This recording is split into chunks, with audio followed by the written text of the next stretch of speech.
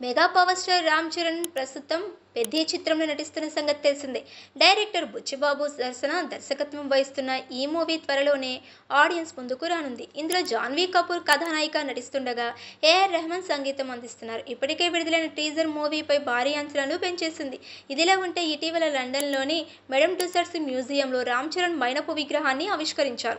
ఇటీవల జరిగిన ఆవిష్కరణ కార్యక్రమంలో రామ్ చరణ్తో పాటు భార్య ఉపాసన, కుమార క్లింకార, మెగాస్టార్ చిరంజీవి, సురేఖ సైతం పాల్గొన్నారు. చరణ్ మైనపు విగ్రహంతో ఫోటోలకు పోజులు ఇచ్చారు. ఇందుకు సంబంధించిన విజువల్ సోషల్ మీడియాలో తెగ వైరల్ అయ్యాయి.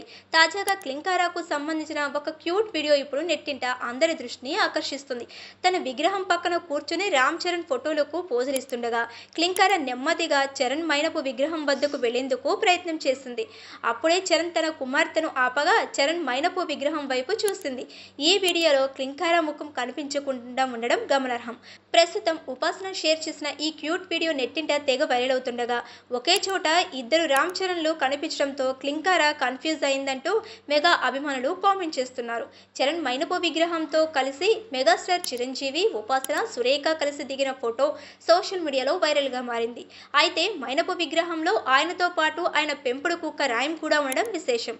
అలా పెంపుడు జంతువుతో కలిసి ఉన్న మైనపు విగ్రహం కలిగిన రెండో సెలబ్రిటీగా రామ్ చరణ్ రికార్డు సృష్టించారు.